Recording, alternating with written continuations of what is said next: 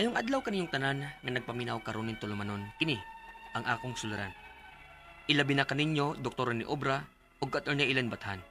Ingon man sa mga artista nga bagataw kinabuhi ning akong suwat suluran. Tagua lang ko sa pangalan nga Joe. Hingkod ang pangidaron.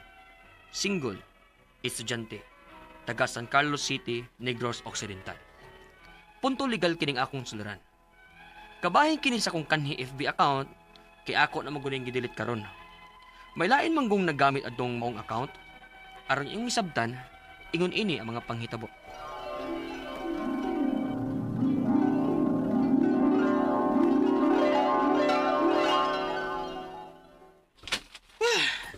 Inita yo ning mangguna ta eh.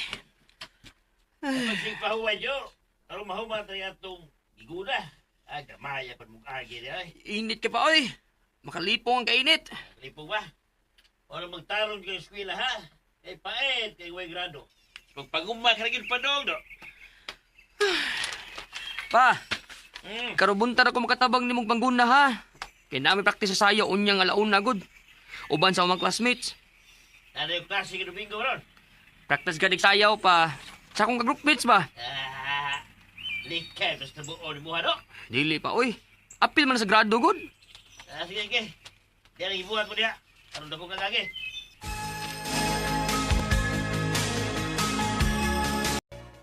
Oh, sa'yo malagi kang nauli, Jo. Alas 11 pa man. Maghatod na ba yaon akong paniod to ninyong papa ni mo? Ano lang ko maniod to mo eh. Inam ko may practice sayaw ron. Basig unsa na sa nang praktisan, ha? Basig laag na. Dili ma, oy. Bisa na paso namin ni mo. Anar gimi sa gym ah. Kauban na akong mga groupmates. Pantay mabitaw kung asa na ng lakawa. Gibiyaan ra gyud nimong amahan nimo dito sa umada. Tinuod lagi ma. Ma, kita ka sa akong cellphone ma? Bada ay. Kung gibutang dito sa tukador ay, taka kalagbutang ha. Salamat ma.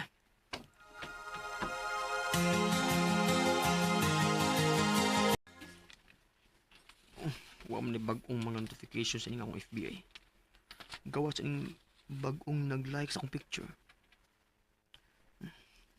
Wa may nag-comment sa akong post. Manudto na ko eh. Aron makaadto na ko sa gym alang sa akong practice sayaw.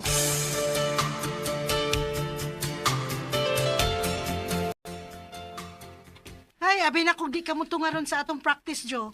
Kay, wa man gud nimo gisin ang akong gichat nimo. Oh, nag-chat di ka disi. Sorry oy. Wa ko ka-check.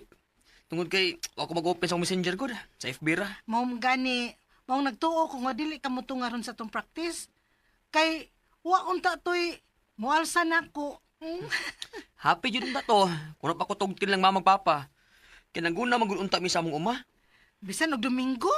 Mo ilabog ko na sa papag Domingo. Basta mahuman nagsimba. Mangguna mo jumi anang among uma. Unya, unsa man? Uli na ka? Dungan na tag uli. Sabaw, kasayo sa natong mga mamauli, uy. Ibaw ka na. Ako may panglawag sa mong baboy. Nya mag-andam pa ko og pasaw sa baboy. Ay, nala, sige. Manguli lang ta sa ato.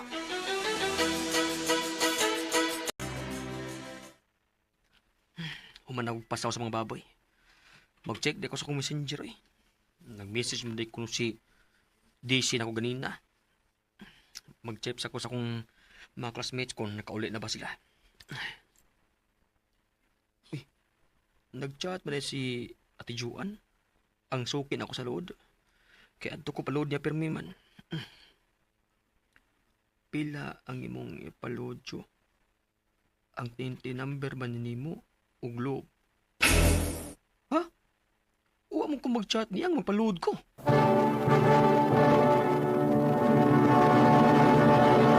Recorded by X Thunder Gaming.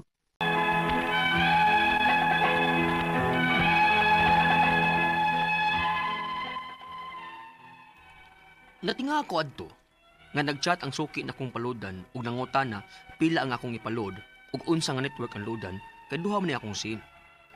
Nga wa man unta ko magpaload niya. Ug nagka-load siya line number kamo kunoy akong giingon nga loadan. Dali-dali na akong gi-screenshot ang number ug gi-post. Ug ubay-ubay na ang mga comments nga napangayuan ug nahuman ako og kwarta. Ug pagkahuman sa transaksyon, gidelete na dayon ang convo maong wa ako makabantay.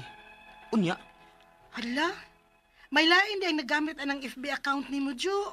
Ambot adto eh. Kung giunsan niya paggamit ang FB account, ug akong messenger. Pag-change og password ayon, dali. Da, ako dahil gidelete akong FB account eh.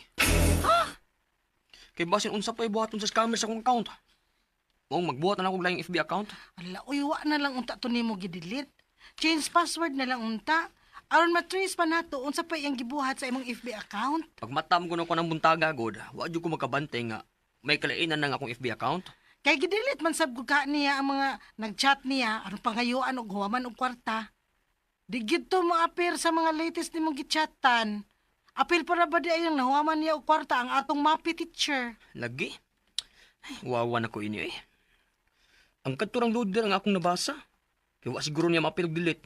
Kaya nabasa mo ako ang ilang konvo. Ug ang number nga iyang gipaludan. Nakuha to nimong number? Katong ang gipos nga gi-screenshot nako. Unya, kay gidelete man nimo ang imong FB account. Tabangin lang ko ninyo DCB. I-post niyo sa FB account nga nahack ang akong account o gigamit sa lain ang akong FB account.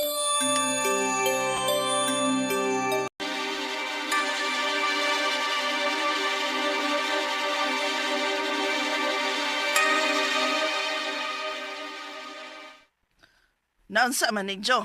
Diretos siya maring nimo ay naningils imong utang. Kay nagchat man kuno kanyang manghuam kag kwarta nya ilisa nimo ron. Dilito ako ng huwag kwarta ni Tia Maoy.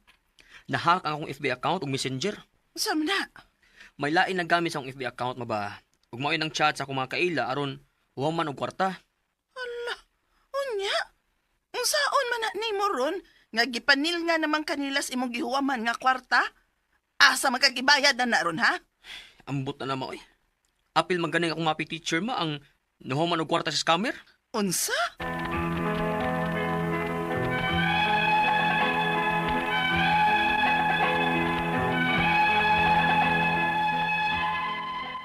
Wa man ko hinahinumduman nga may gitaga ko sa password sa akong FB o Messenger account. Basta kay ubay-ubay ang na-message sa scammer o napangayuan og kwarta. Ang ako mga pangutana mao kining mosunod. Unang pangutana. May lain na gamit sa akong FB account og nangayo og nanghuam og kwarta sa akong mga FB friends. Asa mo ko moduol aron mailahan nako kung kinsa nagamit sa akong FB account? Ikaduhang pangutana.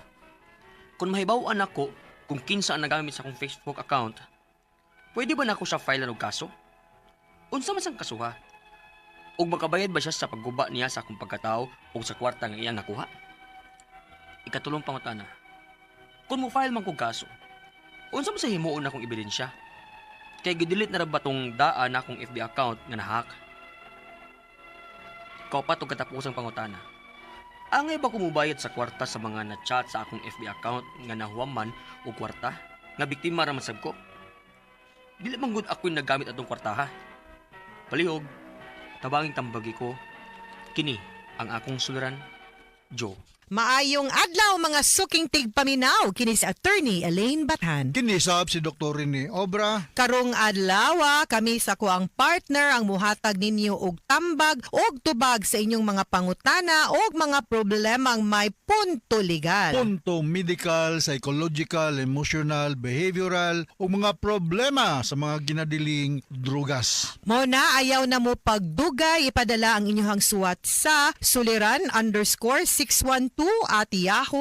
Or sa atong Facebook account, kini ang akong suliran, official writers page. Padasad atong ipadala sa 3rd floor Jose R. Martinez Building, Osmeña Boulevard, Cebu City. Kumusta guys? Kumusta man ang mga naminaw nato? You know, mapasalamaton kaayo mi. It has been a very wonderful 2024 para sa ato ang programa. Kini ang akong suliran. Daghan kayong salamat sa tanan nga nipadayon nga pag naminaw nato all throughout the year through our radio frequency sa ato ang radyo, sa ato ang YouTube ug sa Facebook account. Salamat sad sa tanan nga mga mo greet, mo like ug mo follow namo sa ako ang Facebook account nga Elaine Tantengco Bathan, Attorney Elaine sa Instagram ug TikTok, and kang Dr. Rene Obra sa Yes. iyahang Facebook account. Salamat Thank you kaayo very much, ninyo.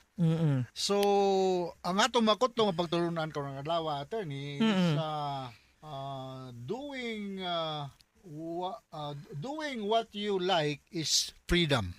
Yes. Yeah. As long as it is Legal. Within the bounds of the law, no? Dapat legal lang. You know, you are free. That's one of the basic yun datong katungod isip usa ka tawo is to think and then do what we want. Pero dili po na ingon nga wa gyoy unsay tawag nimo ani limit ba Why? naasad. Nasa limit. Naasay limit Ah. because the rights of others, our rights end when the rights of others begin. Yes, as long as it is acceptable to the norms and moral of the society where we are in. Yes, that is correct. Okay, kisa man ang atong mga i-greet na kay-greet Rondo? Kaya akong i-greet ng mga taga Upper Bigaa La Libertad Negros Oriental. Evelyn Pactor Paborada, A.D. Pactor, Virgilio Pactor, Iba Rublico, Mary Joy Tihamo Terio. O gusto mo na ko greeting si Johnny Sugitarius. Iyang Yes. pamilya na sinupakan liti pero nanay siya sa sugod ug buntok magtrabaho karon, no? Regards to Ariel Luzon ug ni Nestor Coscos diya sa Liluan. Thank you very much, Nes, sa imong pag-abi-abi na mo, pag-ana na mo sa imong beach resort sa Paraiso sa Liluan. Yes. Hindutan ng beach resort ni Hello, Nestor. correct. Ito ni? Uy, Ato ato niya niya tayo, tahon. nagtahon ta ka dito, nindot Sige, kayo. Doc, let's go. White sand. White sand. White sand. Mo man gani nakanindot yun sa Murag to, Boracay, mura og Pino Siargao. tayo?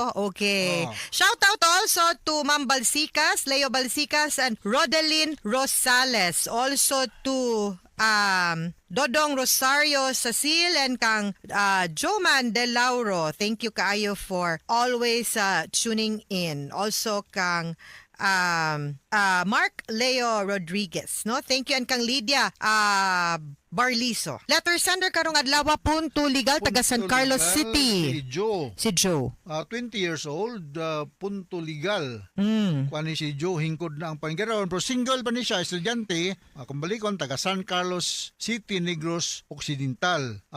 Kabahin kini sa iyang Facebook account. So, unang pangutanan ni Joe. May laing naggamit sa akong Facebook account ug nangayo ug nang huwam og kwarta sa akong Lagi. mga Facebook friends.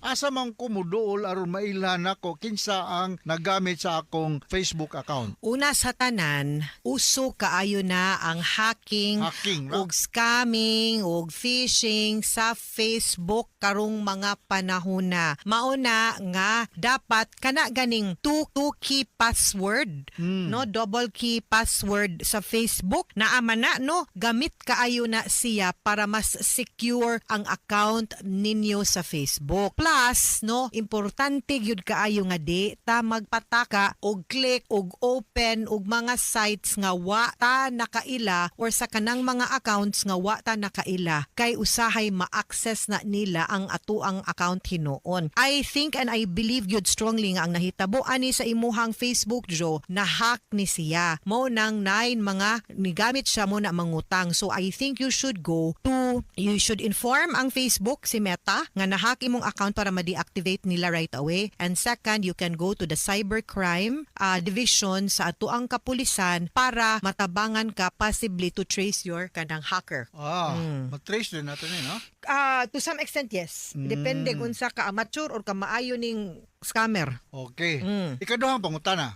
Kung may bawaan ako kinsa ang nagamit sa akong Facebook account, pwede ba nako siyang pailan og kaso? Unsa masang kasuha? Ug makabayad ba siya sa pagguba niya sa akong pagkatao ug sa kwarta nga iyang nakuha? Yes, illegal access device nga law, no? Kanang paggamit na to sa account sa uban in order to perpetrate a crime or to use it para makapangwarta ta kana pwede ka na nimo siyang ma-filean ana.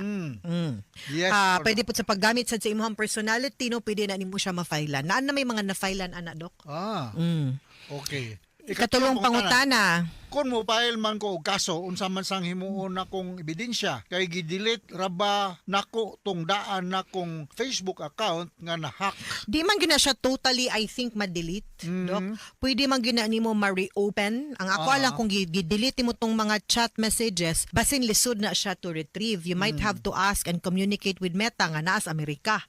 No, kay mo man na sila karon ang owner na or nag-operate sa ato ang Facebook account. But di gina nimo siya totally ma-delete. Gi-deactivate lang siguro nimo, but once you log in using that email address nga imong gigamit for your Facebook account and using the password, maabli pa man na nimo ang Facebook account nimo. No? I-deactivate na lang nimo as of the moment, ha? Okay, so maabli pa kuno na ingon sa attorney, no? Mm. So ikaw pa to ko tapos ang pangutana. Angay ba kung mubayad sa kwarta sa mga na-chat sa akong Facebook account nga nahuwaman og kwarta nga biktima raman sabko? Dili man gyud ako'y nagamit adtong kwarta ha. Well, Mona, you will have to show proof nga wala gyud ka nangutang ato by kuan nga gihack gyud ang imuhang account. So makita man na nila nga biktima ka. That's why you have to file to show nga dili gyud ikaw. Pangitaon gyud ta to kinsa gyud tong ningsamit sa imuhang account. No, kay nakakuan man sila. And it would be good also nga the moment, no, sa mga naminaw karon, the moment nga naay mo pahibaw nga murang scam ang imong account kay mangayog kwarta and all, deactivate it right away and inform and announce to all your friends nga nahack ang imong account para aware sila.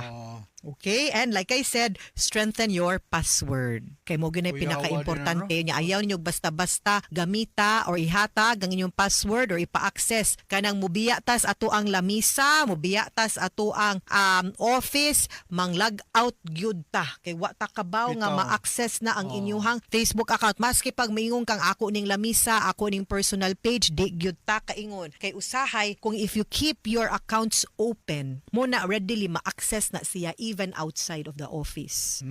O so log out gyud ta. Bago lang ko nakadawat og text message sa attorney. Mm. Ang ako ko nung cellphone nakadaog og 8,000 pesos. Pamahin To, uy. to claim, Oh. ipapindot na ko tong katong kuan. Ang sa tawag na kanang link. Link. Ingnan ko sa ko mga bata ba. Ayaw gina papa kay scam na.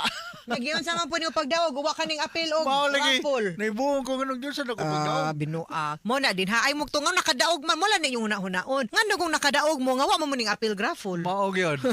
Okay, mga sukintig paminaw ha. Bantay-bantay gyud ta sa ato ang mga account. Dili ras Facebook guys. Kanang ato ang online banking utro pod na, ha? Yes. Kanang Gcash ato ni. Gcash. Apil pod na. Oo.